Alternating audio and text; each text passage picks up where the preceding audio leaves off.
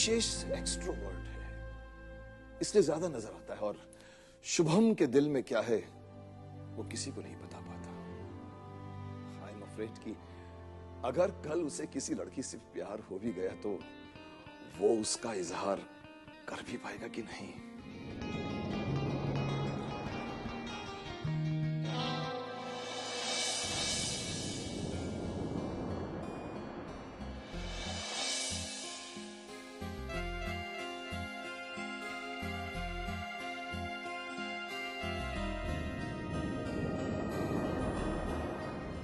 और दुखों को गले लगाने से क्या लाभ?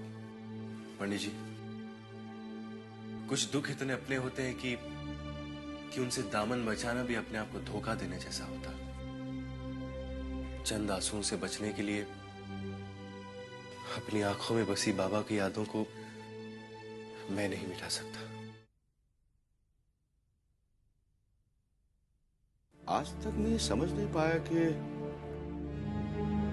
तुम्हें अपने देश से दूर क्यों रखना चाहते थे। क्योंकि शायद उन्हें डर था कि कहीं मैं उनसे दूर ना हो जाऊं।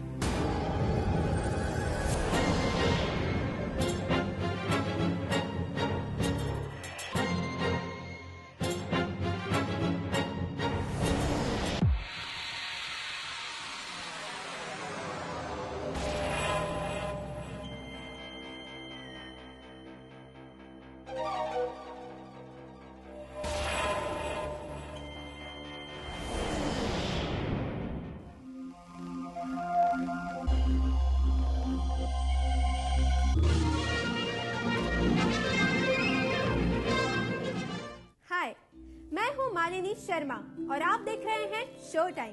हमारे इस कार्यक्रम में हम आपकी मुलाकात उन हस्तियों से करवाते हैं जिन्होंने अपनी मेहनत और अपनी काबिलियत के बल पर अपने आप को साबित किया और जो शोहरत की दुनिया के आसमान पर सितारों की तरह चमक रहे हैं। जी हाँ, आज ऐसे ही एक सितारे से हम आपकी मुलाकात करवाने जा रहे हैं जो बिजनेस के दुनिया के आसमान पर ध्रुव तारे की तरह चमक रहा है। और इतना ही नहीं, जिन्हें बिजनेसमैन ऑफ द ईयर के अवार्ड से भी सम्मानित किया गया है। जी हाँ, हम बात कर रहे हैं मिस्टर विक्रम आर्य की। Vikram Arya, the businessman of the year, जिन्हें कामयाबी का दूसरा नाम समझा जाता है, जो आसमान की बुलंदियों पर पहुंचने के बाद भी आज अपनी जमीन से जुड़े हुए हैं। तेजी से वेस्टर्नाइज होते हुए इस दौर में भी उन्होंने अपने देसी शरबत से सारे सॉफ्ट ड्रिंक को पीछे छोड़ दिया। आखिर क्या है उनकी ये कामयाबी का राज? आइए पूछते हैं खुद विक्रम आर्य से, लेकिन बस थोड़ी देर में। Stay tune.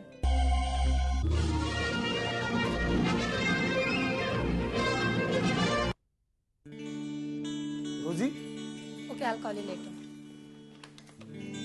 Everything ready? Yes, boss. देखो, विक्रम आर्य जब आएंगे तो उन्हें पहले मेकअप रूम में ले जाना और माइक वगैरह लगाकर उन्हें रेडी कर देना। लाइव इंटरव्यू है, देर नहीं होनी चाहिए। बॉस, लाइव इंटरव्यू लेने के चक्कर में कहीं फंस ना जाए। पहले से रिकॉर्डिंग कर लेते तो अच्छा होता। कोई प्रॉब्लम हो गई तो? कैसी प्रॉब्लम रोजी? बॉस, ये जो बड़े आदमी होते हैं ना, कभी टाइम पर नहीं आते। घंटे 1.5 घंटे लेट होना इनके लिए कोई बड़ी बात नहीं। देख लेना बॉस, कम से कम आधा घंटा तो लेट होंगे ही ये आपके विक्रम आर्य साहब। ओह नो, अगर अपना प्रोग्राम 5 मिनट भी डिले हो जाएगा तो बेड़ा गर्क हो जाएगा। और जीतू, जरा फोन लगाकर पता कर विक्रम साहब कब पहुंच रहे हैं। 9 बजे कहा था उन्होंने। Yes sir. सर 9 तो बज भी गए। 8:58 हुए।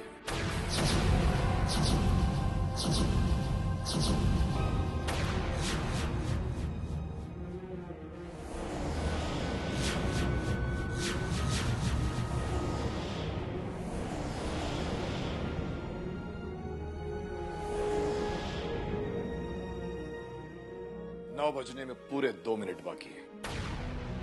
Welcome sir, you are absolutely on time sir. हम ये सोच रहे सर कहीं आप ट्रैफिक में तो नहीं फंस गए, यू नो?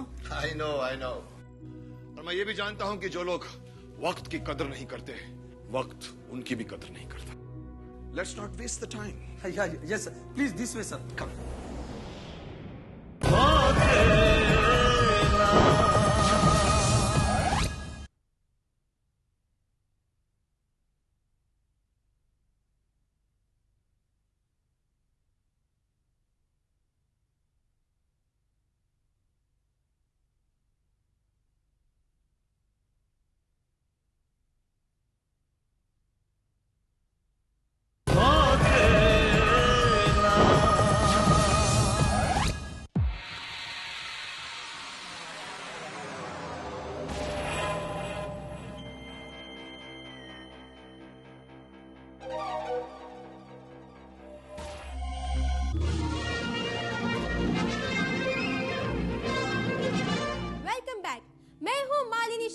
और आप देख रहे हैं शो टाइम।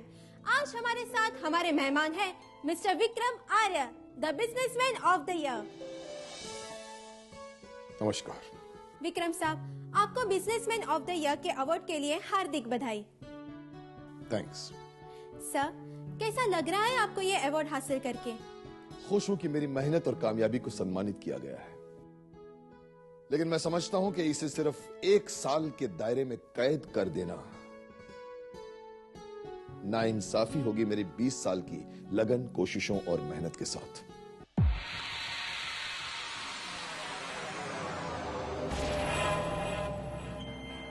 मैं चाहता हूं कि लोग मुझे बिजनेसमैन ऑफ द ईयर 2006 के रूप में नहीं, बल्कि businessman of the life time के रूप में याद करें। श्योर। जिस तरह आप अपनी कामयाबी की सीढ़ी चढ़ते जा रहे हैं, मुझे यकीन है कि आप वो मुकाम जरूर हासिल करेंगे। वेल, आप अपनी इस कामयाबी का क्रेडिट किसे देना चाहेंगे? उन तमाम लोगों को जिन्होंने हर कदम पर मेरा साथ दिया, अपनी पत्नी और अपने बच्चों को जिन्होंने अपने विश्वास से मुझे हौसला दिया। वेल, आपकी जिस सॉफ्ट ड्रिंक ने आपको इतनी सारी कामयाबी दिलाई है, क्या आपको यकीन था कि वो आजकल के लोगों को पसंद आएगा? Of course. आजकल बहुत सी विदेशी कंपनियों के सॉफ्ट ड्रिंक्स मार्केट में फैले हुए हैं, जिनमें कुछ हानिकारक भी है। इसलिए मैंने लोगों तक उस सॉफ्ट ड्रिंक को पहुंचाने का फैसला किया है जो हमारे बाप दादाओं के जमाने से चला आ रहा है।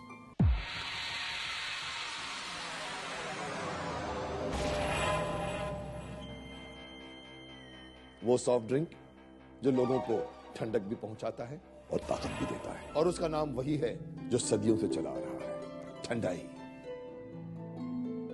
जिसमें दूध है, बादाम है और जिसकी कीमत हर आम आदमी की जेब अफोर्ड कर सकती है। वेल, शायद यही वजह है कि इस देसी ठंडाई ने चिली कोला जैसे सॉफ्ट ड्रिंक की बिक्री आधी कर दी।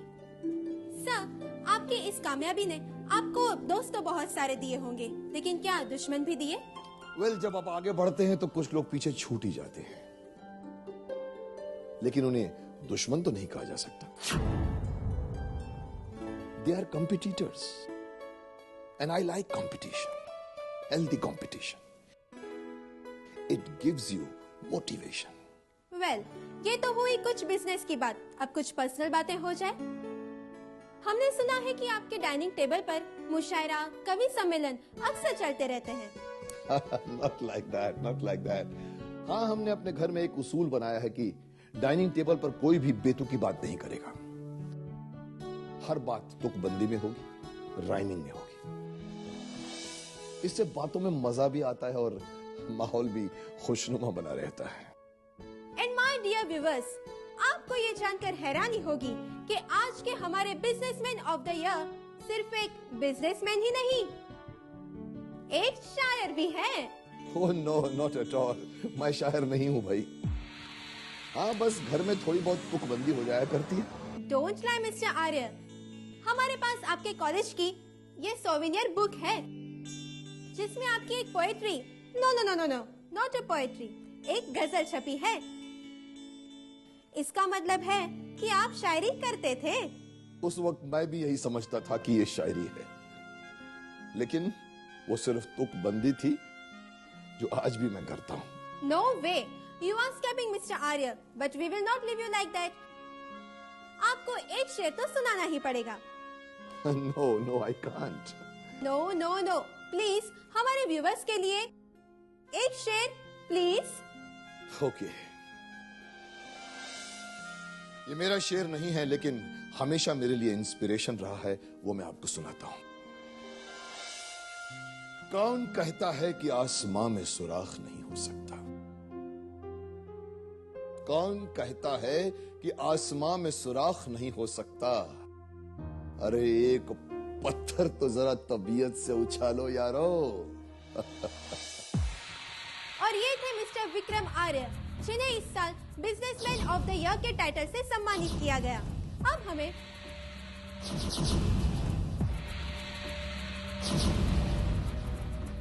विक्रम आर्य, बिजनेसमैन ऑफ द ईयर। अपने आप को बहुत बड़ा बिजनेसमैन समझने लगे। लेकिन विक्रम आर्या, तुम देवराज चौधरी को कभी पीछे नहीं छोड़ पाओगे। मेरा मुकाबला कभी नहीं कर सकते। नेवर। मानती हूँ देव कि विक्रम आर्य तुमसे आगे नहीं है, लेकिन एक बात तो तुम्हें भी माननी पड़ेगी कि बहुत कम वक्त में वो तुम्हारे बराबर आकर खड़ा हो गया है। मल्लिका, एक वक्त था जब सॉफ्ट ड्रिंक के मार्केट में सिर्फ एक नाम था, चीली कोला, डीसी इंटरनेशनल का चीली, और आज उस विक्रम आर्य के देसी ठंडाई ने इस चीली को ठंडा करके रख दिया। नॉनसेंस। अरे चिली और ठंडाई का कोई मुकाबला नहीं है। My soft drink is a high standard international soft drink, और वो तो एक सस्ता घटिया शरबत। There is no comparison at all. अच्छा, फिर तो इस बार का बिजनेसमैन ऑफ द ईयर का अवार्ड विक्रम आर्य को नहीं, देवराज चौधरी को मिलना चाहिए, है ना? शट अप मल्लिका।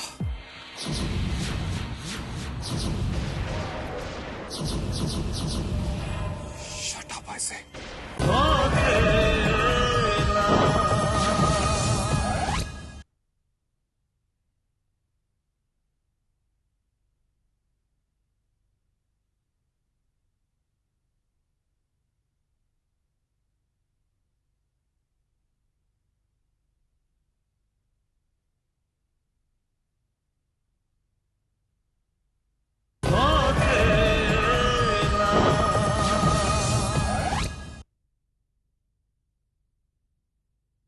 हम अंदर आ सकते हैं जी?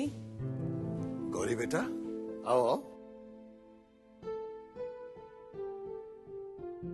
इतनी सुबह? मंदिर गए थे जी। ओह, हम गांव में एकदम भोर में ही मंदिर चले जाते थे जी। बहुत अच्छी आदत है, बहुत अच्छी आदत है, वरना यहाँ तो हमारे साहबजादे अभी तक सोकर उठे ही नहीं होंगे। बाबूजी। अरे जीती रहो, सुखी रहो। कितने अच्छे संस्कार दिए तुम्हारे पिता ने तुम्हें। हमारे बाबूजी कहते थे कि सवेरे सवेरे भगवान जी के दर्शन करने के बाद बड़ों का आशीर्वाद लेना चाहिए, क्योंकि बड़े भी भगवान समान ही होते हैं ना। बहुत ठीक कहा करते थे। अब मुझे लग रहा है कि तुम्हारा इस घर में आना कितना सही हुआ है। कुछ तो हमारे बच्चे सीखेंगे। ये आप कैसी बातें कर रहे हैं? हम तो अनपढ़ हैं, हम किसी को क्या सिखा सकते हैं जी? बेटा, तुम्हारी ये सादगी, तुम्हारे ये संस्कार, यही वो चीजें हैं जो हमें अपनी माटी से, अपने लोगों से जोड़ते हैं, जिन्हें हम भूलते चले जा रहे हैं। वक्त की धारा में बहते बहते हमें इतना मजा आने लगा है कि हम ये भूल जाते हैं कि हम किस किनारे से आए थे और हमें किस किनारे पर पहुंचना है। आप भी हमारे बाबूजी की तरह बड़ी बड़ी और गहरी बातें करते हैं। हमारे तो कुछ पल्ले ही नहीं पड़ता है। बाबूजी, हम आपसे एक बात कहें? आप बुरा तो नहीं मानेंगे? अरे नहीं नहीं, कहो।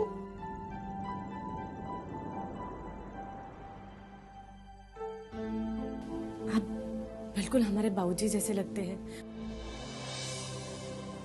क्या हम आपको बाबूजी कहकर बुला सकते हैं? अरे पगली, इसमें कोई पूछने की बात है? अरे तुम मुझे बाबूजी कहोगी तो मुझे कितना अच्छा लगेगा। अरे ये डैड, ये डैडी, ये पॉप, ये पापा, इन शब्दों के बीच में बाबूजी की बात ही अलग है। बाबूजी,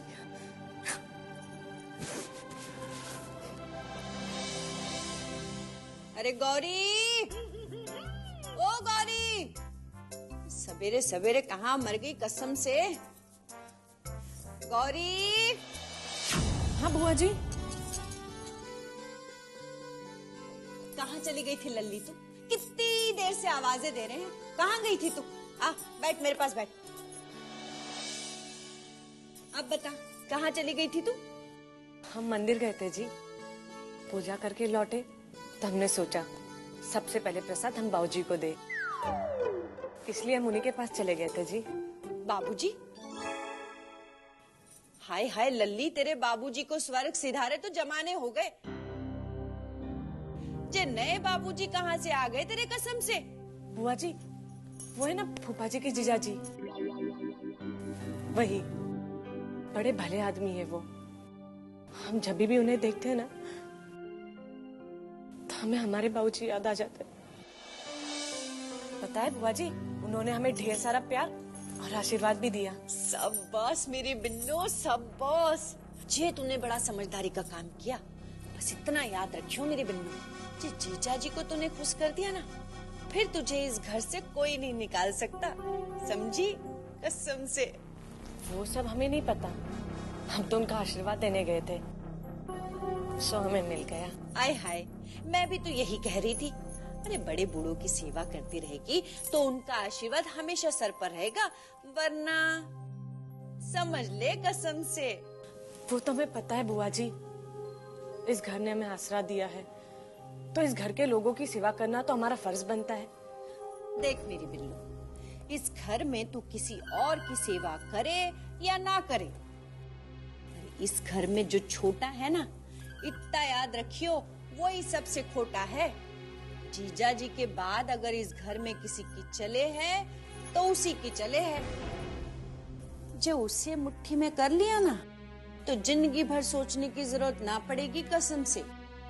मुट्ठी में? पर बुआ जी, हम किसी को मुट्ठी में कैसे कर सकते हैं जी? लो कर लो बात। अरे तेरे जैसी सुंदर कन्या को तो ये काम आना ही चाहिए, कसम से। देख लली, अगर तूने उसके मन में एक बार जगह बना ली ना तो फिर तुझे इस घर से कोई नहीं निकालने वाला। जा जा। लेकिन आपका पैर जी? पैर मैं दबा लूं, तू जा जा जा मेरी लिली, जा काम कर जाके। जा बेटा जा। हाय हाय कल्याणी, सारी जिंदगी तूने काम किया, अगर जे गोट सही फिट हो गई ना तो बाकी की जिंदगी बस आराम ही आराम है, कसम से।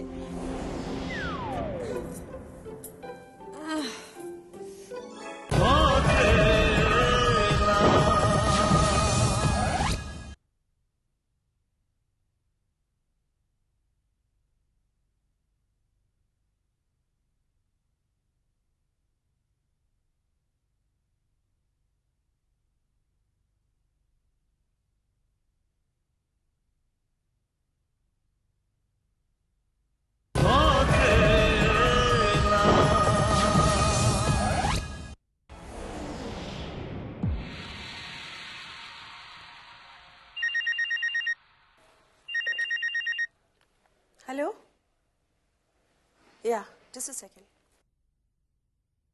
पटेल का फोन है। हाँ पटेल बोलो।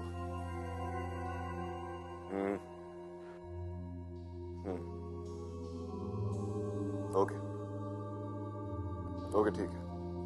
मैंने कहा ना ओके। क्या हुआ? वही जो पिछले 1 साल से हो रहा है। फिर किसी डीलर ने हाथ खींच लिए, कहता है नया स्टॉक लेकर क्या करूंगा, पुराना स्टॉक जैसा का वैसा पड़ा है। लोगों ने चिली कोला पीना बंद कर दिया है। नॉनसेंस।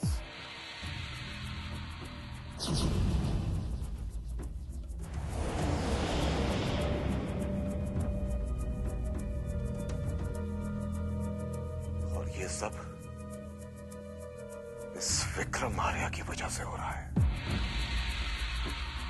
सिर्फ विक्रम आर्या की वजह से।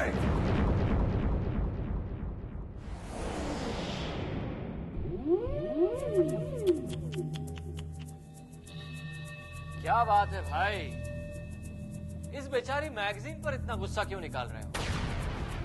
छोटे, तू नहीं समझेगा, तू जा यहां से, जा। मैं सब समझता हूँ भाई, ये वही विक्रम आर्या है जिसने हमारे बिजनेस को बहुत नुकसान पहुंचाया है और आपको बहुत तकलीफ। मगर एक बात की कदर तो करनी पड़ेगी भाई, कि इस बंदे में बहुत गट्स है, वरना इतनी जल्दी इतनी ऊंचाइयों तक नहीं पहुंच पाता ये। छोटे,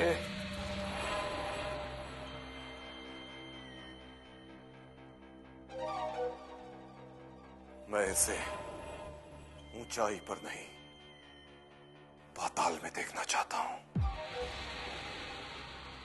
पाताल में।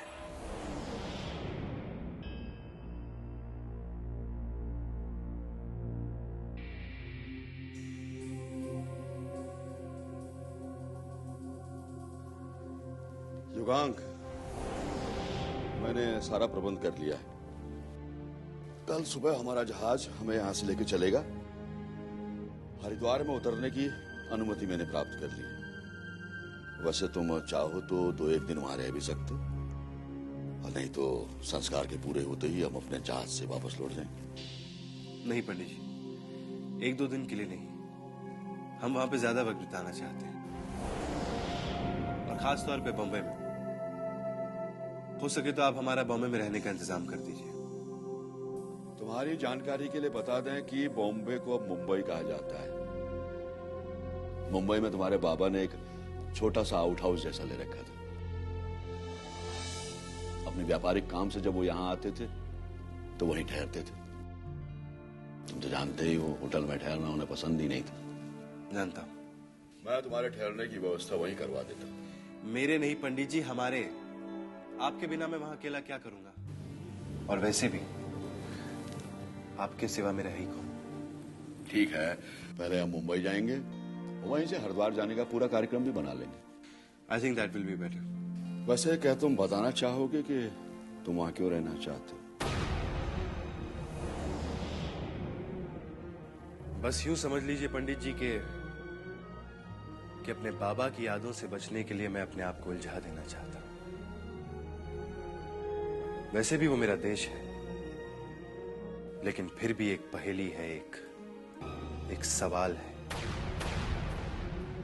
लेकिन मैं अपने हर सवाल का जवाब हासिल करके रहूंगा।